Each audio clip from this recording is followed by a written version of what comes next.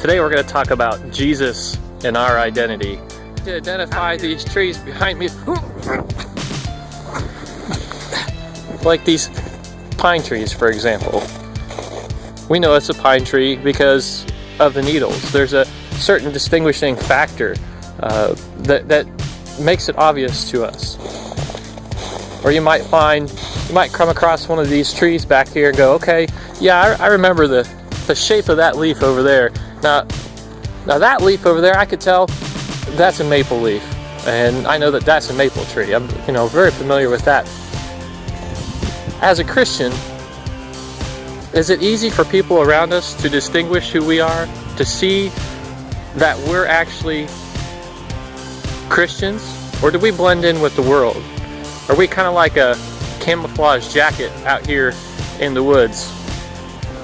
These are some of the things we're going to talk about today. We're going to also talk about Matthew 5, verses 13 through 16, where we're going to find most of our text.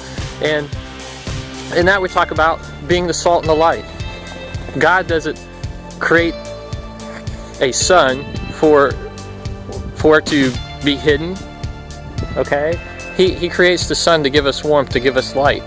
And in us, He puts a light in us and expects us to shine that so that the people around us look at us and go, okay, there's something different there. There's something about that person that is different.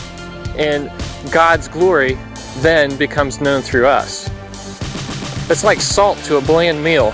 You don't put, salt goes on a meal to give it flavor, to give it a little bit of personality, if you will. Once that salt loses its saltiness, it's not good for anything. It's like buying a pair of basketball shoes that have really, really slick soles on the bottom.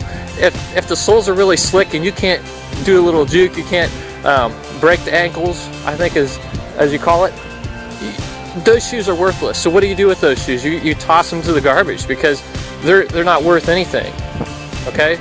But if you have a good pair of shoes, maybe made by one of the more name brand companies that people might know, like Nike or whatever, they've got the good sticky soles. You can juke the people.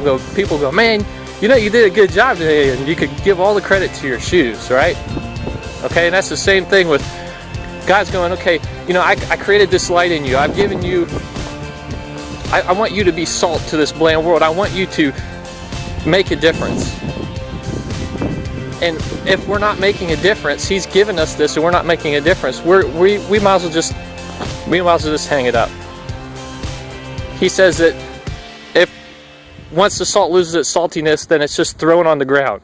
There's no other use for it. But if we're out here, we're world changers and we're making a difference for God, and we're being the salt and the light in people's lives, people are going to understand, just like the Nike shoes, that they're going to give the credit back to those, like we gave the credit to the shoes and the basketball. They're going to be giving God back the credit. God expects us to live our lives in a way so that we are attention getters. And not in a negative way. We're not supposed to try to gain attention by being stupid.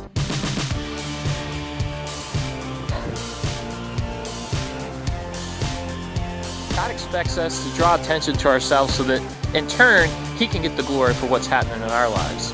Just like this fire right here. If I was lost in the woods, I would want to get attention to myself. One way to do that, build a fire. When you build a fire, the light can be seen.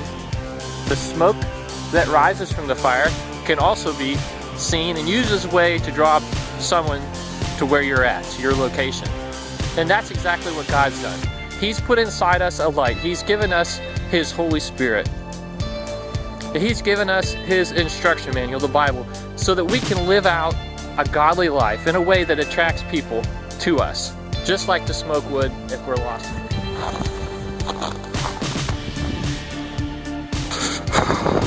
I don't know about you guys, but I'm gonna go inside where it's cold. Please, Mom, I'm so cold.